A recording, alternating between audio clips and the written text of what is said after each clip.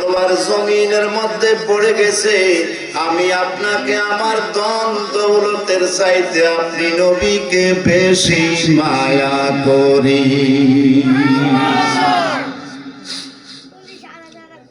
আমার নবী একটা ডাক দিয়ে কয়, ওমর এখনো পর্যন্ত তুমি ইসলাম ধর্ম গ্রহণ করো নাই, পূর্ণ মুমিন হও নাই। ওমর বলেন, ইয়া রাসূলুল্লাহ, ইয়া হাবিবাল্লাহ, আমার ধন দৌলত টাকা পয়সা যা কিছু আছে সব কিছুর চাইতে আপনি নবীকে আমি বেশি মায়া করি। আল্লাহর নবী ডাক দিয়া বলে, ওমর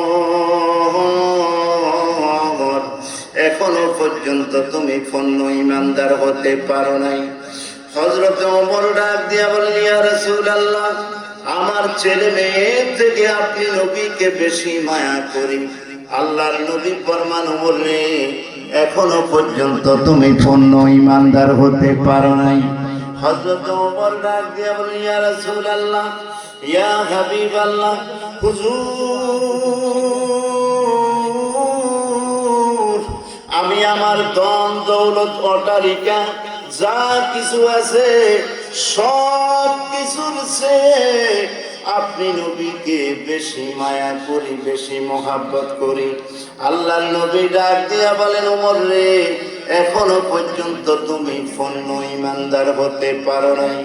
ওমর যেই মাত্র বললেন, ইয়া রাসূলুল্লাহ, ইয়া হাবিবাল্লাহ, নবীজি গো আমি আমার জীবনের চাইতে আপনি নবীকে বেশি মায়া করি। আল্লাহর নবী এইবার ফিটের মধ্যে মোছা দিয়া ডাক দিয়া কয়, ওমর নিজের জীবনের চাইতে তুমি আমি নবীকে বেশি মায়া করো, মহাব্বত করো। ওমর রে জেনে রেখো, এই মাত্র তুমি ইসলামের মধ্যে প্রবেশ করেছো, তুমি পূর্ণ ঈমানদার হয়েছো। সুবহানাল্লাহ। আমার ভাইয়েরা, আমার বাবারা, হযরত ওমর একটা ডাক দিয়া বলেন, ইয়া রাসূলুল্লাহ, ইয়া হাবিবাল্লাহ, নবীজি গো আপনি হুকুম দেন আমার আব্বা খাত্তাবকে একটা শিক্ষা দিয়ে আসবো। আল্লাহর নবী ফরমান, মাথা গরম করিও না, মাথা গরম করিও না। ওমর ঠান্ডা মাথায় কাজ করো, কথা কম কাজ বেশি। ইসলামের বহু তোমার দ্বারা খেদমত করতে হবে। মাথা গরম করলে কখনো ইসলামের খেদমত হবে না। বড় পরিকল্পনা। আল্লাহু আকবার। একটু দুরূদ শরীফ পড়েন। আল্লাহুম্মা সাল্লি আলা, মাশাআল্লাহ,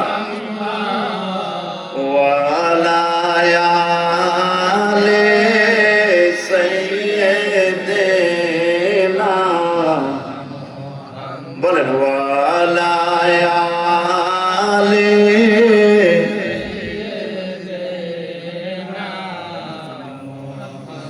আইসো গবে যাইতে হবে কবরে, বলেন আইসো গলা ছেড়ে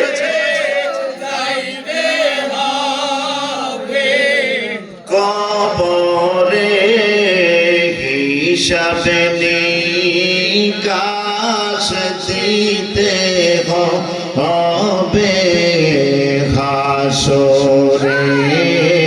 আল্লাহুম্মা সাল্লি আলা, মাশাআল্লাহ মাশাআল্লাহ, ওয়া আলা আলি সাইয়্যিদিনা